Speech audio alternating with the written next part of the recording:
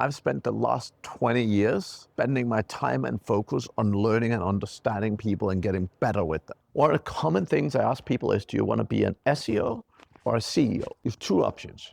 You can either hire a CEO or you can be the CEO. And if you want to be the CEO, that means getting out of the nerdy SEO game, hiring great people to help you do that, and become an actual business owner. Because if you don't, your business will always be dependent on you. If you're not a CEO, if your business cannot operate without you, you ain't got a business. You have a really well-paid job, but you ain't got a business. How are you, brother? I am amazing as always. It's been a very long week here during this Amaze Mastermind. Pretty quick for me. I arrived a bit late. That's true, that is true. So besides these intros, just for the warm-up, really like what I was really looking for on these kind of conversations during this. We're at the Amaze Conference in India for those of you watching. It's been an amazing event, right? We're one of those last breaks before it ends. So I wanted to get just a few minutes from you, Matt, because I just saw your presentation on leadership, right? And something that I mentioned while we were having lunch is that I've been hearing you say the same fundamental message for years. But as I grow myself in a position of leadership, my understanding of the depth of your message has been also maturing, and the more I hear, the more I like it. Now, because I wouldn't want this to be a 50-minute video, not because I wouldn't want, but because I understand YouTube's capacity for attention is a bit limited. I have a handful of quick questions for you that I'd love to hear your thoughts about. Sure. For someone who is growing into a position of leadership, so throughout the organization, they don't sit at the very top, they're not managing directors, but they already lead a team, right? So someone has trusted them to do a good job with a team. Biggest piece of advice that you could give them? Leadership and management is all about communication. Okay. So when you think about it, like as human beings, what we spend the majority of our daily life doing is communication. Mm-hmm. It doesn't matter if it's business, if it's relationship, if it's anything, we're communicating all the time. And here's the thing, I so rarely hear someone say, I'm working on my communication skills. But honestly, for me, it is probably the number one reason why I've been able to have the level of success that I have. Because in the end of the day, like I've invested 10, 15 years in improving communication skills. And it's an everlasting journey, right? Like we always, as human beings, we always have misunderstandings. We always have people that, we don't get across to in the right way and so on. But I'm in a significantly different place today than I was 10, 15, 20 years ago. And I would say for me that for a leader, that is the number one thing. I was very lucky when I first got involved in leadership and interested in leadership. I pretty quickly got to know about the DISC behavior model, which is all about personality and people. But the foundation of it is actually understanding how does different people communicate different. If you write an email, I know it's going to be relatively short and to the point. Some people write what I call wall of text. And because we communicate differently, it is about learning to understand the person I'm communicating with. How do I get through to them? So the way I would communicate to you is different than someone else because we are different. And fundamentally, communication is often about mirroring the style of the individual that you're communicating with, not to manipulate them, but for them to subconsciously understand what you're saying. The fundamental truth is communication is what the listener do. It doesn't matter what I say if you don't hear it. Mm-hmm. And the key thing about communication is learning your repertoire in terms of communication, right? And I spent 15 years learning public speaking. And one of the biggest things about public speaking is, for me, it's not about standing on a stage. It is you learning body language, you are learning vocal variety, you're learning to share personal stories that connect people. You're learning so many skills that are part of communication that have made me an incredibly better human being. I am 10 times better on a sales call today than I was 10 years ago from communication alone. I'm a 10 times better leader today than I was 10 years ago from communication alone.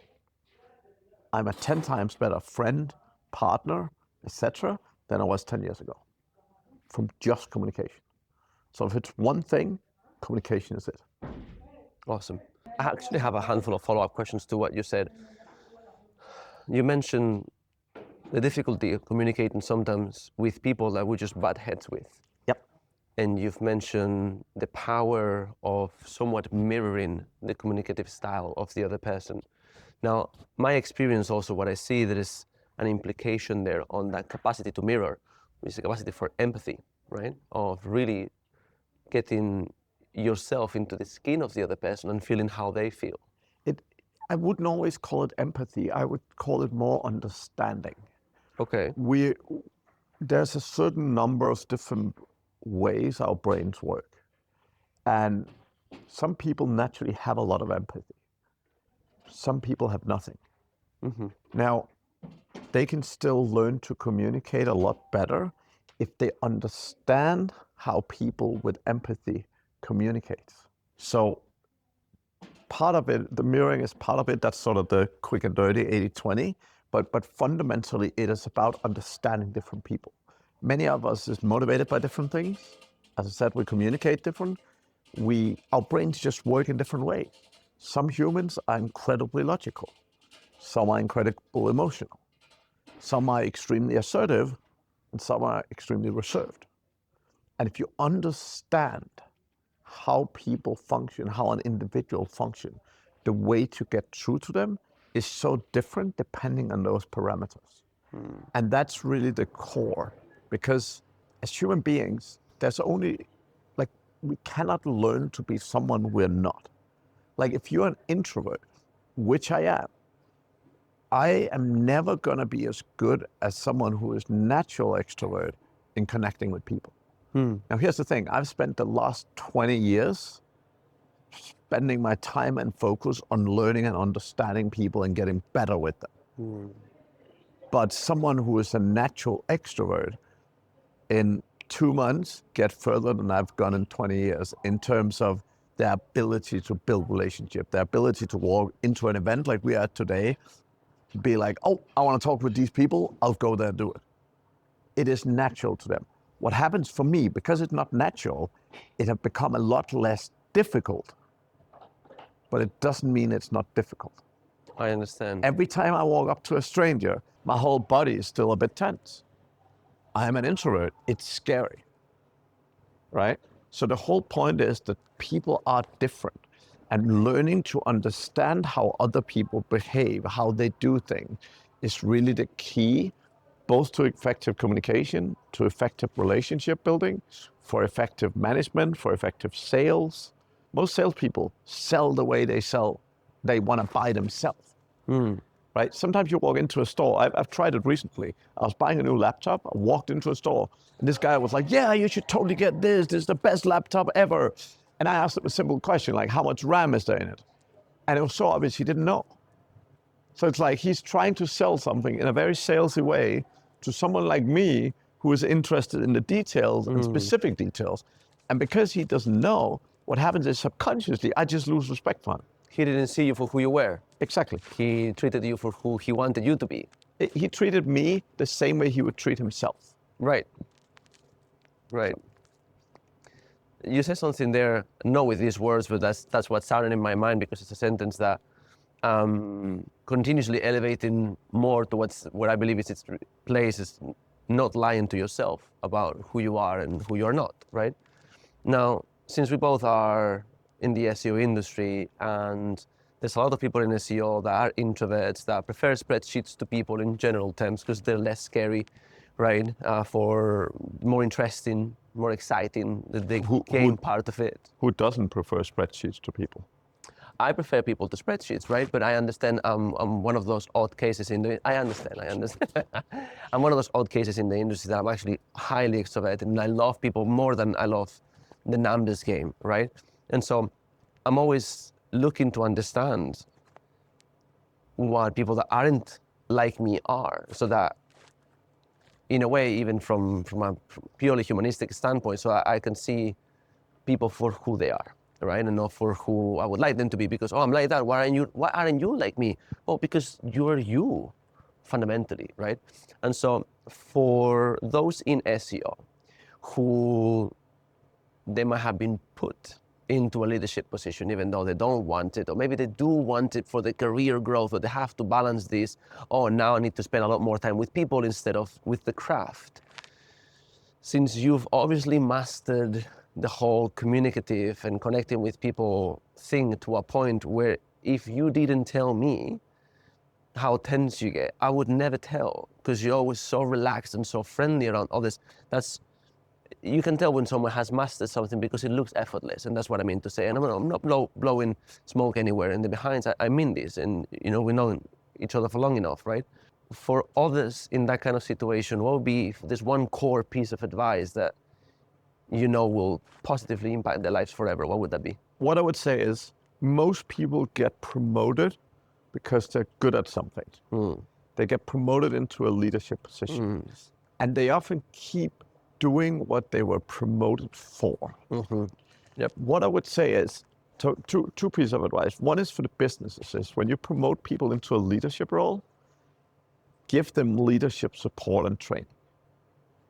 Here's the thing, companies invest in their salespeople, they invest in their SEO people, but the second people are promoted to management, they're just expected to magically know what they're doing, which they don't. So for individuals that are in that position, is management and leadership, it's a skill. It's something you can learn. Now, if you were a great SEO and you want to be a great manager, it is simply a skill. So when you want to learn SEO, you sit down, you watch videos, you try and learn, you see something and then you implement. Management is exactly the same, right? You want to read some books, watch some videos, get a course, get some training, find a mentor. Get Matt's training. By all accounts, All of I that. did it. It served me really well, and he's not paying me to say this. No, but anything, like the whole thing is, people will tell me, like it happens a lot with business owners. They'll come to me and say, oh, I'm very bad at hiring.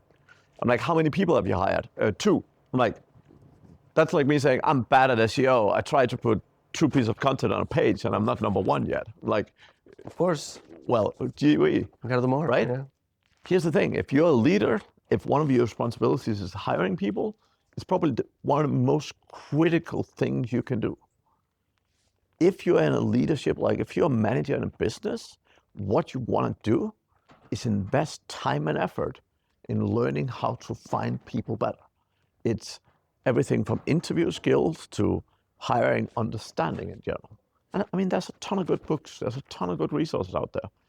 But again, if you just sit back and say, oh, I'm not good at this, I can't do it, it's like, right, you're gonna fail. Yeah.